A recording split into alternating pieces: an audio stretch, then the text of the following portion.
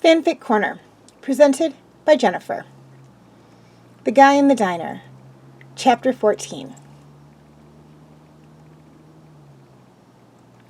Okay, for those of you who have not yet seen the first few videos for The Guy in the Diner, I suggest you go view those now, as this is a continuation of that story.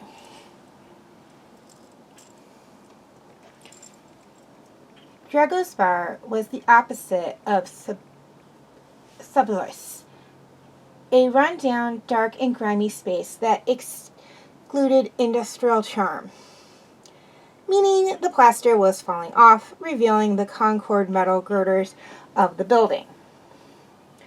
Astrid pulled up in the safest-looking parking space she could find, attempting to find somewhere well-lit to leave her precious car. Hiccup peered at the bar. "I don't suppose it's too late to just go home," he said quietly.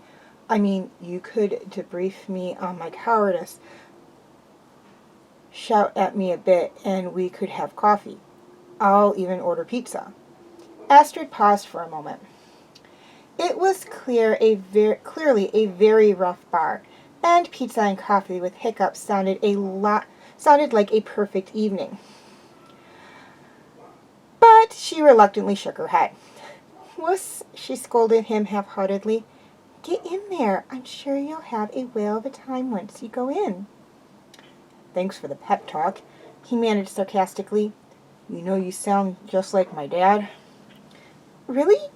"Well, not exactly, since he was kinda 6'10" and 400 pounds with flaming red hair and a beard. You could lose a yakin, and had this huge Scottish brogue thing going on," he admitted. She gave a small frown, and he caught her expression and gulped. "So, not exactly like him. More content rather than profane. Or appearance." "Oh, Thor, don't kill me."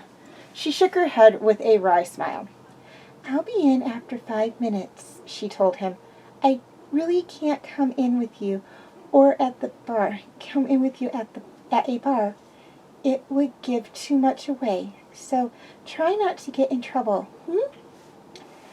He gave a wry smile and awkwardly got out of the car, straightening his brown leather jacket like a man walking to his own execution. "Wish me luck," he said quietly. "Have fun," she called, and he waved, then vanished through the heavy door. Music was playing, a deep throbbing beat that immediately jarred the base of his skull, and a dozen pairs of eyes swung around to inspect the skinny newcomer. They were very rough-looking, with tattoos, piercings, leather clothing, and the occasional missing limb and eye. All looked unkempt, but Hiccup could guess where they came from.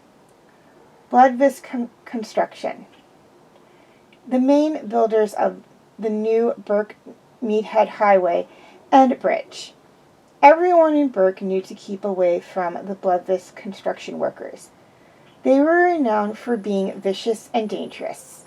But he drew his shoulders back and marched to the bar where a lanky woman was sitting, her pale blonde hair in 3 long, thick braids.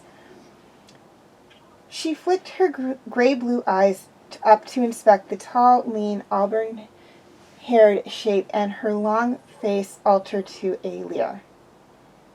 "Night Fury 29?"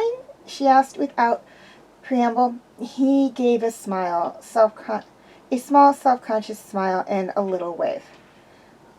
I am, if you're barf 1994, he replied. She nodded and patted the bar stool next to her, which he very wryly slid into. "Come here, lover boy," she smirked, and he leaned very cautiously on the bar as she grabbed his arm and checked out his muscles. "I'm Crow, but everyone calls me Roughnut." His eyebrows rose. Why?" he asked, "or am I going to regret the question?" "Of course you are," she grinned unnervingly and waved to the bartender. "2 Thurston specials." She grinned at him, her eyes flicking up and down his shape again. Me likey. So, should I keep calling you Loverboy, or do you have a name?" He gulped. "Hiccup," he said, and winced as she roared with laughter. "It's a traditional old Viking name," he began defiantly. "Meaning the run of the litter," Roughnut chuckled. "God, were you really a runt when you were younger?" He nodded. "And when I'm older," he sighed with a small shrug. She gave him a hard nudge that almost knocked him off the stool. "Darn, you're cute," she said, and grinned wildly as the drinks arrived. Hiccup eyed them with trepidation. Both were large, long glasses filled with a small fruit cocktail, mint leaves, ice cubes, and a brownie yellow mixture topped by a pink umbrella. Rough nodded and gestured for him to try the drink first. With a small prayer to Odin, because he wasn't really a big drinker, he took a long suck on the curly-whirly straw. And then he choked as almost unaltered alcohol hit the back of his throat. Eyes watering, he coughed and blinked, his throat and chest burning. "What's in there?" he rasped hoarsely.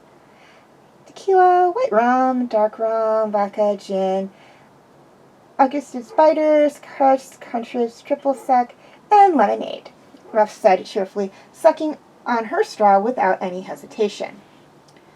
She grinned madly and motioned for him to take another sip. And another. Somehow, drinking the horrific blend of gut-rot booze was still better than looking at Ruff, who was eyeing him like the last cake in a baker's shop. "Want to dance?" Instinctively, he tucked his legs under the stool, his head already starting to swim with the concentrated alcohol. No," he said swiftly. "Can't dance." She pressed a sloppy kiss on his cheek. "Me neither," she leered, and grabbed his hand, hauling him off the stool. He ended up on the floor as she dashed to the jukebox, tossing in a quarter and stabbing a number. Then she dragged him to his feet and manhandled him into the center of the bar as the strains of YMCA began to blare out. Hiccup stood rigid, eyes pleading as Ruff grabbed his wrist and bounced up and down, arms flailing insanely. Hiccup swayed, shuffling his feet and moving his arms slightly, feeling hideously self-conscious. Anna told him he couldn't dance, even before the accident, and he knew there was no chance he had improved since the horrific crash and injuries he had suffered. And then things got even worse as half the bar got up and joined in the action for YMCA. Hiccup found himself jostled by a huge, scarred, leather-clad construction workers who were very seriously and very committedly doing the YMCA. Rough bounced up and down, mangling the actions terribly, while Hiccup closed his eyes and prayed for it to be over as various large men brushed against him. Ruff draped her arms over his shoulders and grinned to him, just as Astrid walked in through the door. Ruff was grinding vigorously against him as he looked pleadingly at Astrid. But she walked straight to the far end of the bar and took a seat and ordered a soda water. And then the tune ended, and the impromptu dance floor cleared, and he cracked an eye open to see Ruff's face about 2 inches from his own. Her gray-blue eyes were twinkling wickedly. "That was epic," she said, and lunged at him, her mouth latching onto his and trying to kiss him. He squeaked, his eyes snapped open desperately, and he tried with all his might to push her off him. But she was like an octopus. Wrestling manfully, he finally managed to push her away enough to grab a breath, and she leered, licking her lips. You're delicious," she announced, and he yelped in embarrassment. Astrid watched Hiccup bolt for the bar stool and grab his drink, desperately downing the lot in the hope it would erase the taste of the girl's very determined kiss and the memory of the dance. A thrill of jealousy had shot through her at the sight of the blonde woman eating his face, and she sighed, sipping her drink.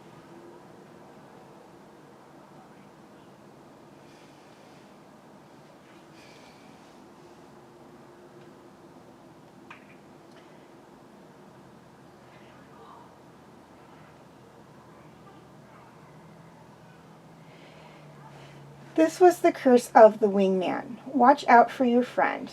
But watch. And that really didn't sit well when you had fallen for the friend. She sighed heavily and stared glumly at her drink. Someone settled on the seat next to her, and ordered a beer and peered down the bar at Hiccup and his date. "Look at my sister," the man grumbled. "That poor sap doesn't stand a chance." Irritated, Astrid glanced at the lanky man with long blonde dreadlocks and a long face with gray-blue eyes and a very uncanny resemblance to Hiccup's date. She frowned and peered at him. He was wearing an almost identical gray vest top and combat pants to his sister, and she frowned. "Tough?" she murmured, and the man swung his face to look at her, a smile cracking his features. "Astrid Hofferson?" he exclaimed. "What in Thor's name are you doing here?"